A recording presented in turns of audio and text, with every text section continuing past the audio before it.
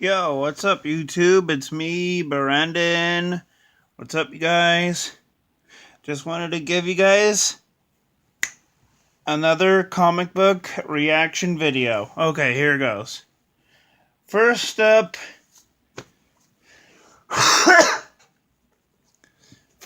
for my comic books for last week was Green Lanterns. I really like this book because it shows how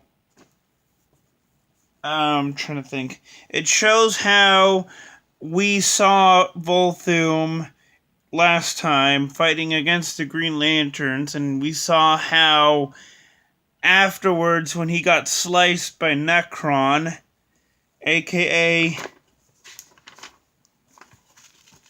this dude right here,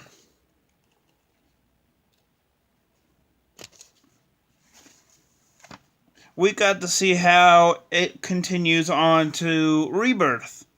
And I liked it. I really, really liked it.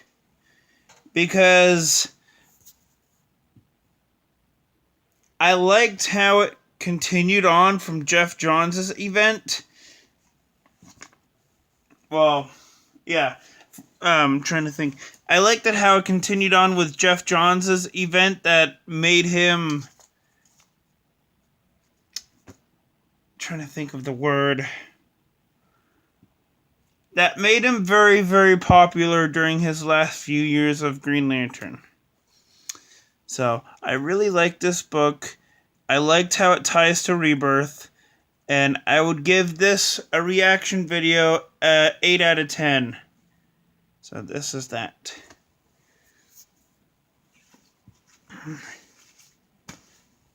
I will pick... for my next one, I will go ahead and... what the heck, I'll do Nightwing. This is part 1 of the Nightwing Must Die, trying to think of the word.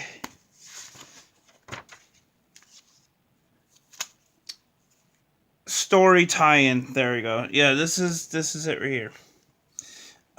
Basically, it continues on after the events of Nightwing and Bloodhaven, which we all know, is where the Nightwing came from.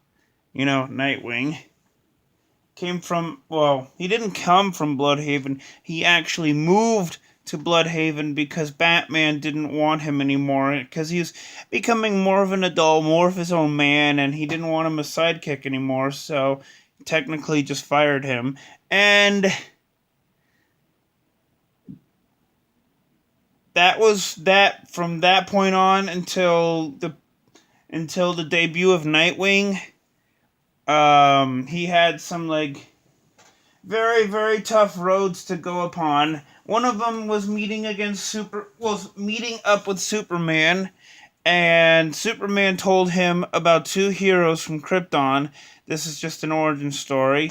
I will get back to the Bloodhaven part. So, I'm trying to think. Then after he told Nightwing, or Dick Grayson, about the story of Nightwing and Flamebird, Krypton's heroes, Nightwing settles in Bloodhaven, and afterwards he debuts himself as Nightwing. That's the pre-New 52 story, but it kind of goes along with Rebirth. So, in this comic book, we find out that Nightwing's girlfriend, Sean Sang, yes, she's Chinese, is pregnant. She's preggers. She's pregnant. And who's the dad? Right here. Nightwing. He's the daddy. He's the daddy. And for all you Robin fans, I'm going to have to say this. Robin doesn't go in a lot of scenes. He just pops up here and there. First we saw him in Titan's Tower. Then afterwards, after a couple scenes, we see him in Bloodhaven with Nightwing after the whole battle incident of Nightwing and Bloodhaven. But yeah, this story ends with Nightwing and Robin, kind of like Batman and Robin, because Nightwing right here was Batman for a time, because Bruce in the old 52, Bruce Wayne Batman got killed by Darkseid using his Omega beams. Just, Darkseid's Omega beams. He got killed, quote, quote. We all know that he went back, he went back in the past. He kind of did like a Samurai Jack thing, go to the future, go back to the past, fight for the future, that sort of thing. So, yeah. The story ends with... trying to think here. The story kind of ends off with the character Deathwing. Deathwing is this guy right here. Deathwing.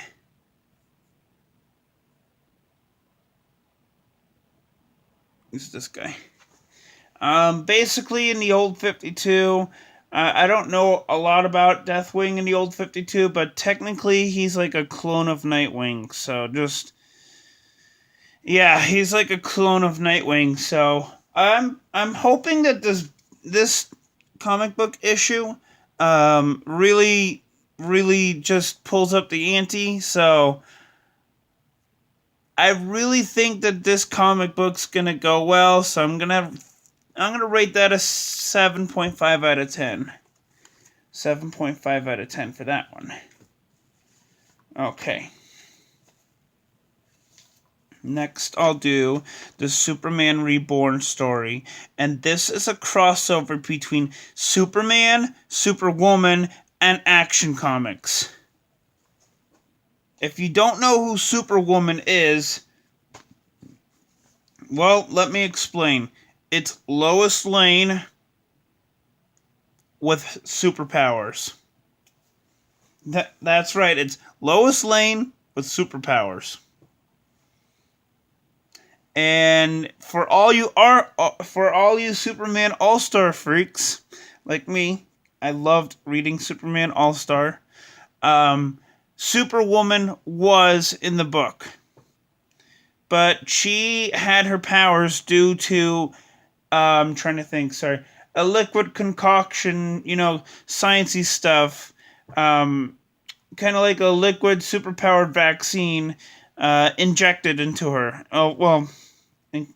She didn't get injected with it, she just drank it. And then she got herself superpowers for 24 hours. But with... I'm trying to think.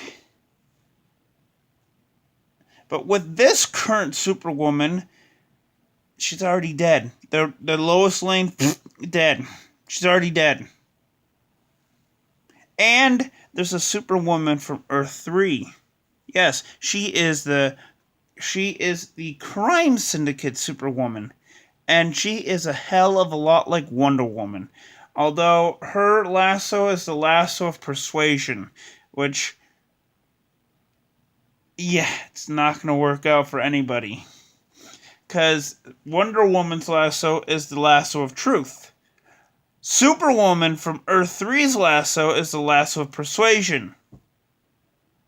Yeah. And it's dark persuasion. Like,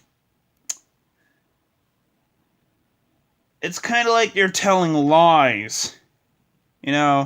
She wants to persuade you and tell you lies. That's her lasso. And Wonder Woman's lasso is persuading you to tell the truth. Yeah. But, okay, I'm going to go on with the story right over here. Basically, reality is reshaping itself. Yeah. And, spoiler alert, Clark's son, John Kent, poof, out of existence. He poofs out of existence. And they give out one major character. One major character. But it's not in this issue. They give out subtle hints in this issue. They give out subtle hints of the poofing sound. You know, poof, poof, poof. And when you see the poof, it means reality's reshaping itself. Poof. But yeah, the story actually starts out with Dr. Oz. And he tries to find out who escaped. But that was before the reality shaping itself came into fruition, which I liked. But before John poofs out of existence, he has a little birthday party get-together with his parents. You know, Superman and Lois Lane. Then they find out that the fake Clark Kent, fake one, the clone version, is at their house. And he is going psychotic now. Because we've seen this in a few key issues. Superman number 17 and Action Comics number 974. We've seen the fake Clark Kent go crazy and psychotic. It's just crazy. And what he gives John Kent and the Kents was a photo book, a photo album. But it's not the photo album of the New 52 Clark Kent or Lois Lane. It's them in their old universe. Yeah, old 52 Clark Kent has all of his photos from before the Flashpoint, before the New 52 happened, just before all that happened. It's kind of crazy, I know, but just bear with me on this. It's just reality shape-shifting itself, which is, pretty awesome. And then we see a little fire, but it's not exactly a fire. It's a fire erasing reality itself. And it somehow latches on to Jonathan Kent. That's when he poofs out of existence. But he doesn't do it at the first try. No, he poofs downstairs in the basement. Superman goes ahead and saves him from the basement. But then again, he poofs upstairs to his room.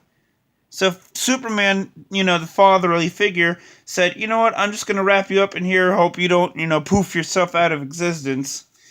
And then he saves him from Clark Kent. He saves himself and Jonathan Kent from the house that's being erased. Or so we think. And then we see this heart-wrenching moment right here. This heart-wrenching moment. And it made me very sad because I really, really loved seeing Jonathan Kent. I thought he was a really good figure for all the new Superboy fans that, for all the kids that are now getting into comic books. I thought he was a really good person and a really good role model to go to. But Superman and Lois Lane and everybody else kind of tears up a bit because, in reality, if something like this happened to your kids, this is what you would do to them, if they got injured or something worse has happened to them. This is the worst possible situation right here. Superman's son, Jonathan Kent, fades out of existence, which we all know as comic book fans, he's going to appear somewhere else. But to them, it was a heart-wrenching moment, and I felt very sad for that happening. And then we realized that, that it wasn't just Jonathan Kent, it was the photo books of Clark Kent and everybody else that was in the photo albums as well. And he said he didn't lose John, that Clark Kent took him, and we're going to make him give John back. And this continues on in Action Comics. And I really loved this issue. If I were you guys, I would pick this up. I seriously would doubt, I seriously would not doubt that you guys would love this. I mean, this is a good starting point for the Superman Reborn event. This comic book right here. Buy this comic book. And I give you guys not a 7 out of 10. A 9 out of 10 for this comic book. I dare you. You will not be sorry that you bought this. It's really good. You guys should buy this at your local comic book store. It's that good. So a 9 out of 10 for this.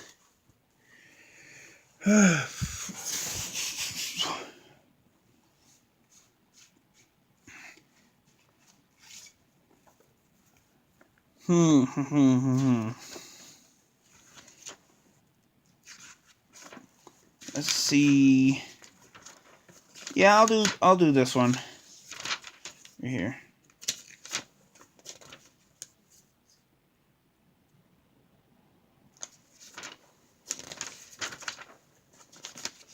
I'll do this one. Yeah, I'll do that one.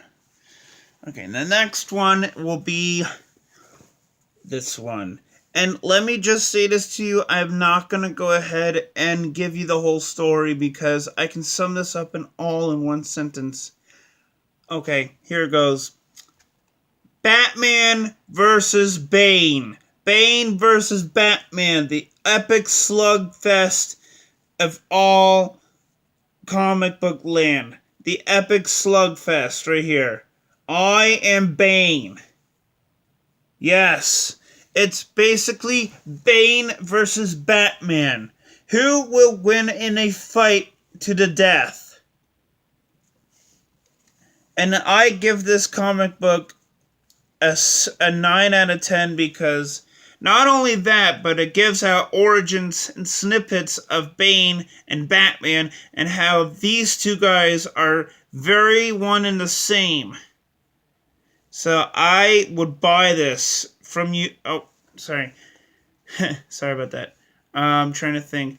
I would recommend you guys to buy this comic book at your local comic book store. It is a really good comic book, and I will not doubt that you will be sorry for buying this comic book. It's a really good comic book, and I really want you guys to read this. So just read this comic book, and you will be Batman fans forever. So a 9 out of 10 for that one.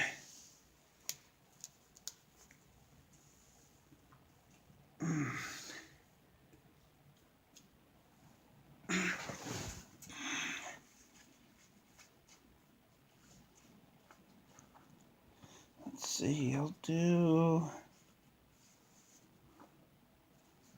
Oh, what the hell, I'll do this one. Next up for this comic book review, well, she's not set in the DC universe. She's set in the DC Young Animals universe, and it's Shade, the Changing Girl.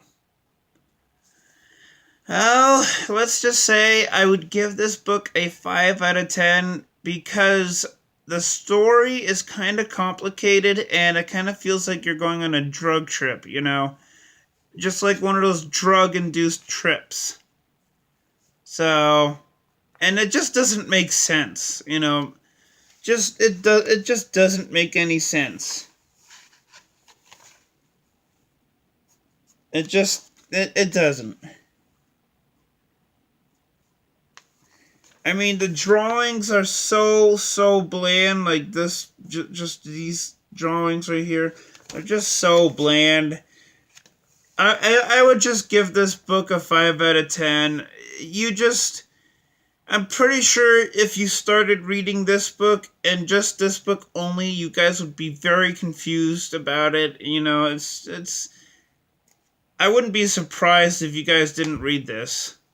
But it's just very confusing and doesn't give out a lot of detail, but somehow it's set in this DC alternate universe.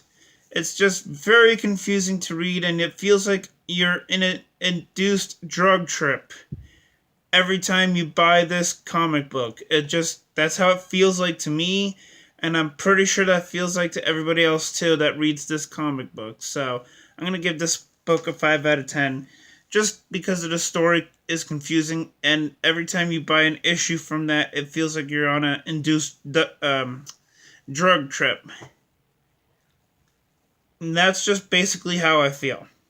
If they could change the writing, if they could change the script, and if they could change everything that they do with the Shade the Changing Girl, I would be very happy. And that's me talking to you, DC. If you guys can do this, that would be awesome.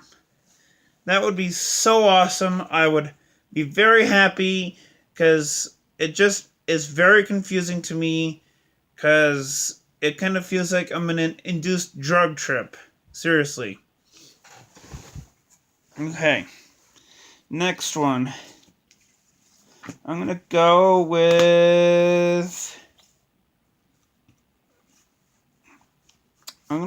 Batman, or... Not Batman, Batwoman. And she's a lesbian. So, yeah. I would give this book a 10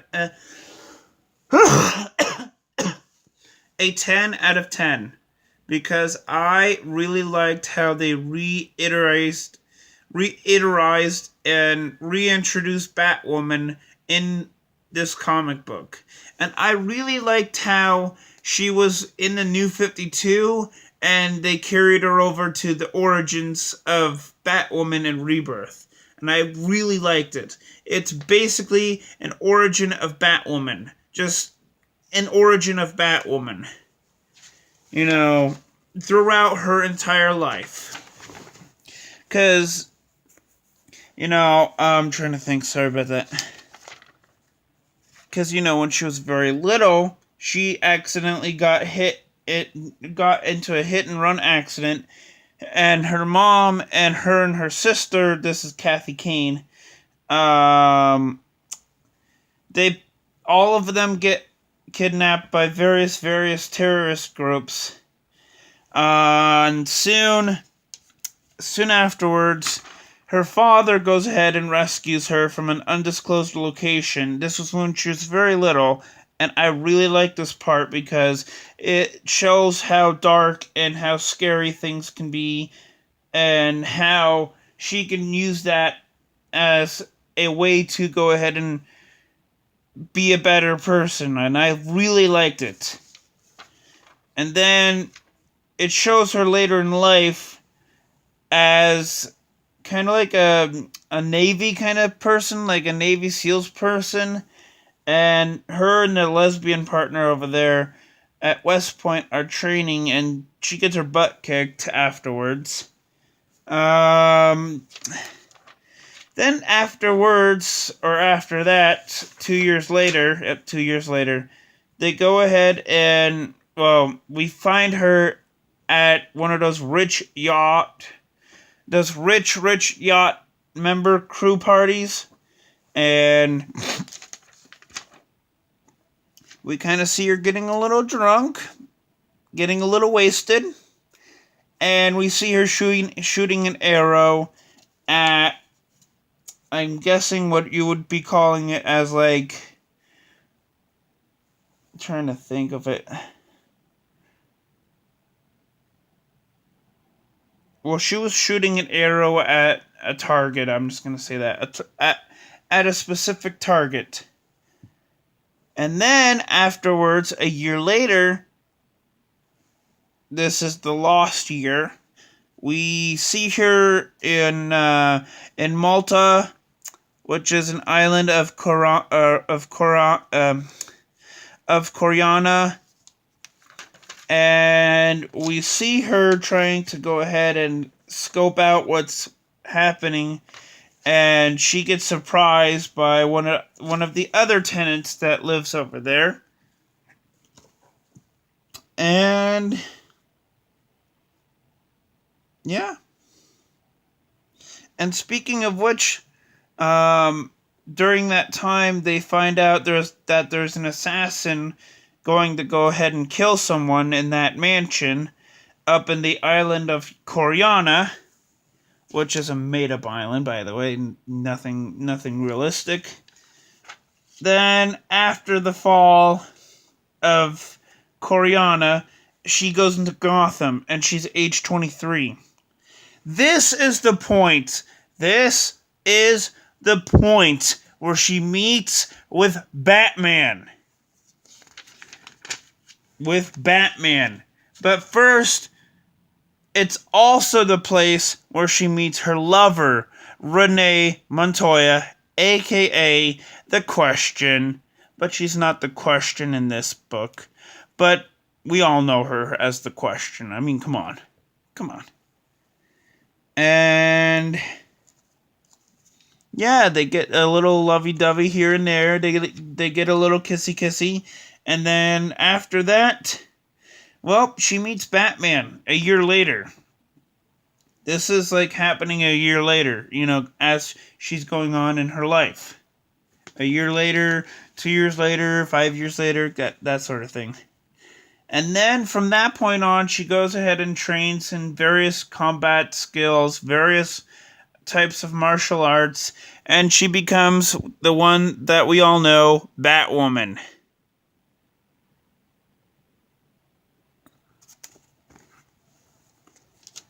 And this scene right here, the one with Batwoman and the New 52 Wonder Woman, that was when she had her first comic book in the New 52, before those DC deleted everything from Batwoman in 2013 because of one simple reason: they couldn't marry. Her and Renee Montoya couldn't marry. That's why DC said, you know what, screw it. We're just gonna cancel the Batwoman line. It's done. We don't like female and female to get engaged and have a gay relationship. That was DC at the time, which I was very against. I wanted to see a gay relationship in the Prime Earth New 52, but we never got that one. We only got that one with Alan Scott and the Earth 2 with Alan Scott and the Earth 2 continuity. That was it. And that was afterwards. This whole dispute with DC comic books in 2013. But yeah, let's just go on to continue on with the story. So, this entire comic book is kind of an origin story, and it all ties to Rebirth. This right here is the Rebirth cover. Well, not the cover page, but like the cover scene, I guess you could say, the cover scene of when she's talking about what's going on now in her life. Because after that, we see her and Batman going in, this is the aftermath of the of the Monster Men. Monster Venom was arrived in the black market outside of Gotham, yada yada yada. Basically, Batman's having a chat about to Batwoman about the whole Monster Venom, because Bane and Doctor Strange, not Doctor Strange Marvel, Doctor Strange DC. Okay? I'm just going to say Doctor Strange DC. Basically, they had a trade-off. Doctor Strange would give Bane Psychopirate, and Bane would give Doctor Strange the Venom, a key ingredient to monster venom.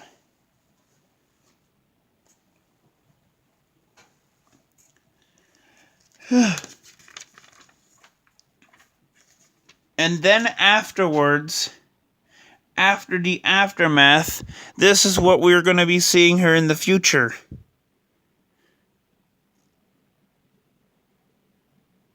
This is what we're going to be seeing her in the future. We don't know what's going to happen yet, but this is what we're going to see her in the future. I don't know who... We all know who it is, but I don't know why she had a redesign and why she poses a potential threat, but I would rate this book a 9 out of 10 because I love Batwoman. Batwoman is my girl. She's my girl right here. This is my girl, Batwoman. Come on! So, yeah, that's about it for Batwoman. I'll just give her a 9 out of 10 for that one. And then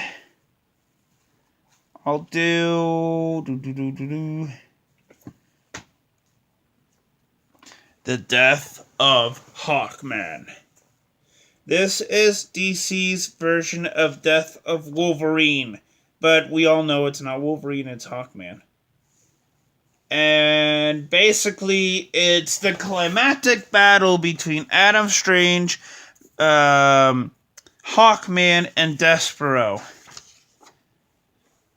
That's basically the entire thing.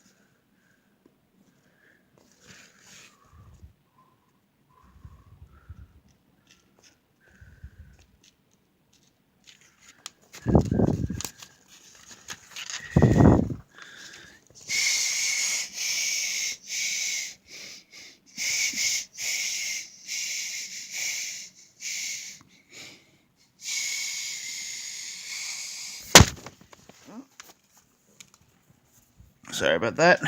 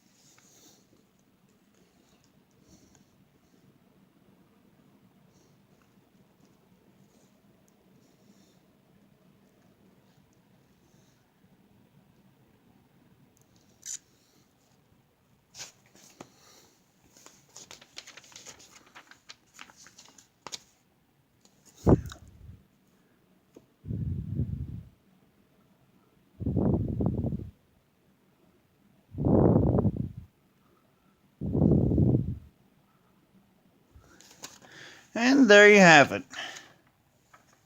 I just wanted to give you a good comic book review on that and not, like, tell the whole story about this one. I wanted to give you guys a page by page thing of this because I wanted you guys to stop, like, stop the video and, like, read it and then, like, play it again and stop or whatever you want to do with it. Or you could just, like, watch the video and then just, like, read the comic book as you go along with the video. So I give this comic book review a 9 out of 10 for this. For this comic book. So yeah, I guess this is about it right here, you guys. So just give me a comment, give me a like, give me some subscribes, and I will see you next time. Peace!